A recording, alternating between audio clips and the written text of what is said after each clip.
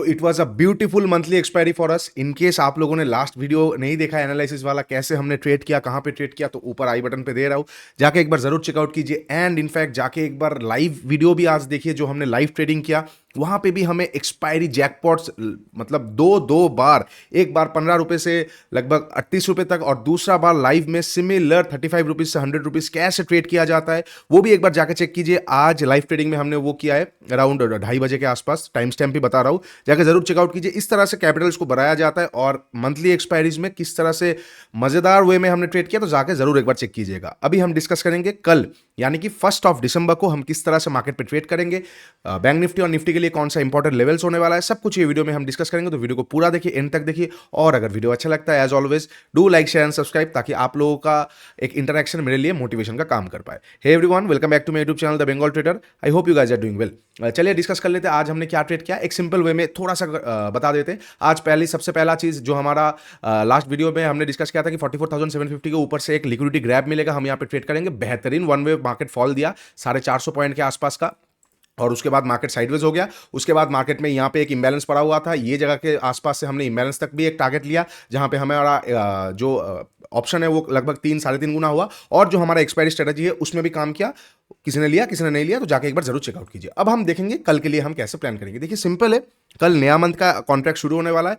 और एक और चीज मैं आपको इनसाइट्स बता देता हूं, हर एक महीने का जो पहला दिन होता है कॉन्ट्रैक्ट का, मैं नहीं बोल रहा हूं कि 1 तारीख ही होना चाहिए या 28 तारीख होना चाहिए, नहीं, मंथली एक्सपायरी का नेक्स्ट डे, अगर मंथली एक्सपायरी का नेक्स्ट डे फ्राइडे रहेगा तो फ्राइडे, अगर फ्राइडे हॉलीडे रहेगा तो मंडे, अगर थर्सडे फ्राइडे हॉलीडे रहेगा, मंथली एक्सपायरी वेडनेसडे हो जाएगा तो मंडे, मतलब मंथली एक्सपायरी का नेक्स्ट ट्रेडिंग डे जो होता है वो बहुत ट्रेंडिंग होने का चांसेस रहता है। अच्छा, कितना परसेंट चांसेस रहता है? लगभग 75% अबव चांसेस रहता है कि वो वाला दिन ट्रेंडिंग हो जाए, भले ऊपर हो भले नीचे हो, पूरा ट्रेंडिंग हो जाए। तो ये बात हमेशा याद रखना, बड़े पैसे मंथली एक्सपायरीज में, बड़े पैसे इन सारे दिनों में बनते। बड़े पैसे का मतलब है 1 का 4, 1 का 5, बिकॉज सारा महीना हमको स्ट्रगल करना पड़ता है, कैपिटल जमाना पड़ता है, प्रॉफिट छोटा छोटा लेना पड़ता है, ताकि बड़े दिनों में उसको हम मल्टीप्लाई कर पाए, कंपाउंड कर पाए। ठीक है, ओके। तो कल हम एक्सपेक्ट करेंगे एक ट्रेंडिंग डे। कैसे, कहां से एक्सपेक्ट करेंगे? देखिए फर्स्ट ऑफ ऑल हमें कितना क्या पता है, देखिए इम्बैलेंस अपने आप में इतना पावरफुल एक चीज है जो कहीं ना कहीं, एक सेकंड, ये क्या हो गया, हाँ,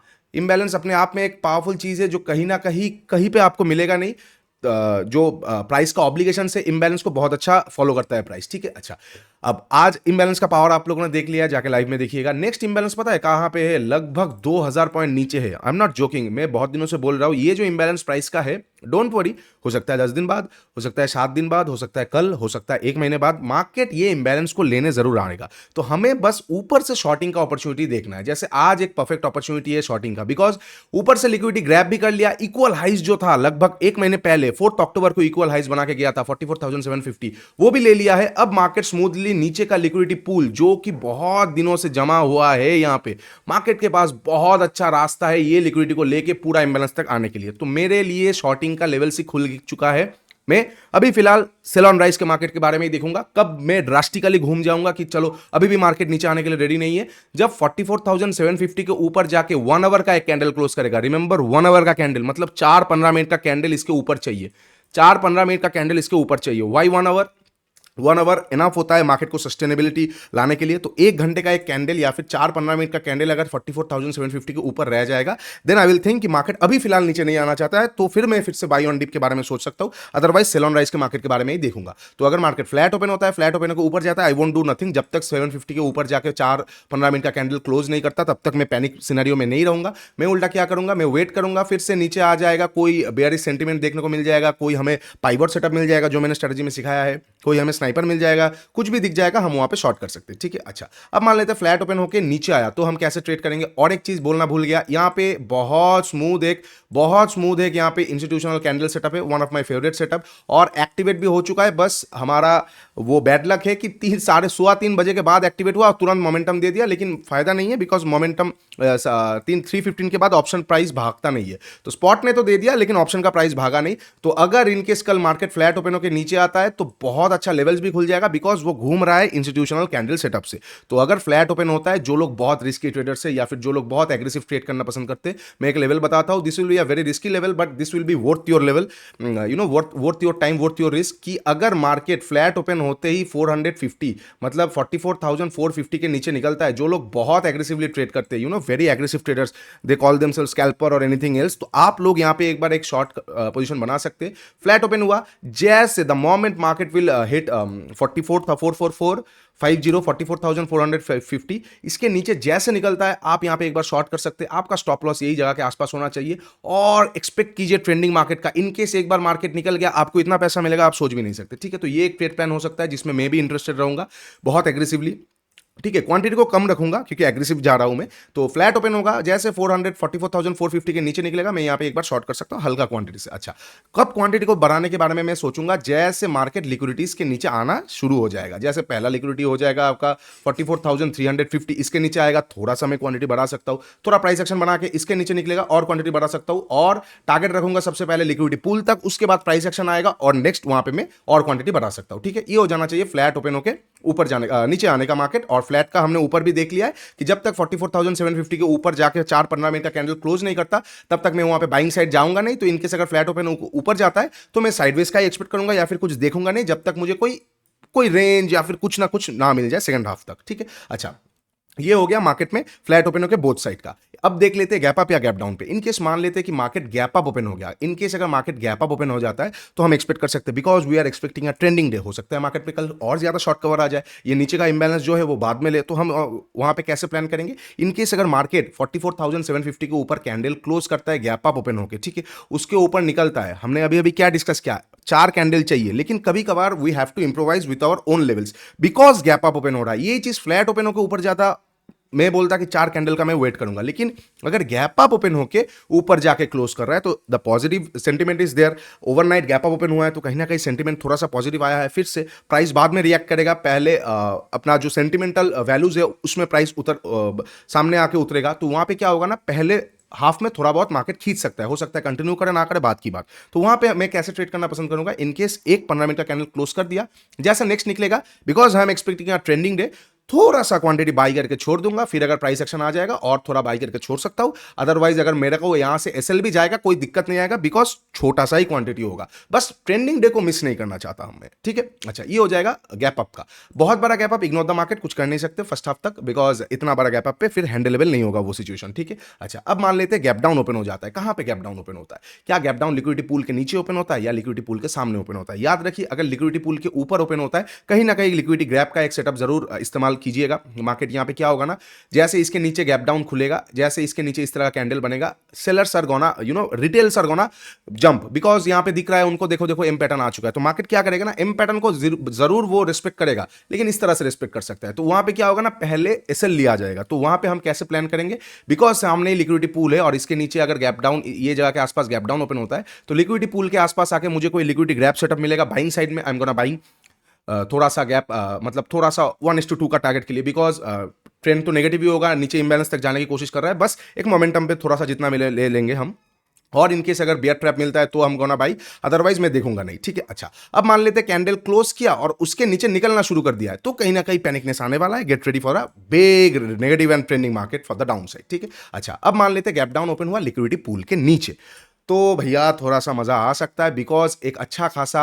ऑलरेडी गैप डाउन ओपन हो चुका होगा, तो हो सकता है फर्स्ट हाफ में थोड़ा सा अपसाइड का लिक्विडिटी जमा करे, एक बार ग्रैब कर ले, फिर डाउन साइड गिर जाए, या फिर हो सकता है फुल ऑन ट्रेंडिंग हो जाए। तो वो सिचुएशन में कैसे ट्रेड करना है वो बोलना थोड़ा मुश्किल हो जाएगा, हमें एक्ट अकॉर्डिंगली करना पड़ेगा। अगर पहला कैंडल पैनिक वाला देखने को मिल रहा है तो कंटिन्यू हो सकता है पैनिक, अगर पहला कैंडल कोई डोजी टाइप का कैंडल देखने को मिल रहा है तो हो सकता है थोड़ा लिक्विडिटी लेके अपसाइड का फिर डाउन साइड आ जाए। तो ये सारा चीज हो सकता है, क्योंकि गैप अप और गैप डाउन क्या होता है ना, अपने आप में थोड़ा सा न्यू एनालिसिस वाला सिचुएशन होता है। वो सारे लेवल्स में टेलीग्राम या फिर मेरे ग्रुप में जरूर पोस्ट करूंगा, तो डू चेक दैट आउट, और जाके टेलीग्राम और इंस्टाग्राम पे नीचे के लिंक से जाके एक बार ज्वाइन हो जाइए, ठीक है। ओके, ये हो जाएगा बैंक निफ्टी का सारा पॉसिबल सिचुएशंस। अब थोड़ा सा हम निफ्टी देख लेते हैं, निफ्टी में क्या है नहीं है। देखिए, फर्स्ट ऑफ ऑल निफ्टी बहुत सारा चीज है निफ्टी में, ठीक है। निफ्टी में मैंने आप लोगों के साथ शेयर किया था कि कहीं ना कहीं 19,880 के ऊपर बीटीएसटी करो, बीटीएसटी के बाद बीटीएसटी करना चाहिए, बीटीएसटी के बाद अच्छा खासा मार्केट खींचा। अब मार्केट मतलब निफ्टी क्या करने की कोशिश कर रहे हैं ना, एक तो ऑल टाइम हाई के आसपास है, सेंटीमेंट बुलिश, ऊपर से जो जगह पे खड़ा है है वो है major order block, major bearish order block. Weekly time frame में देखोगे तो मेजर बियरिश ऑर्डर ब्लॉक,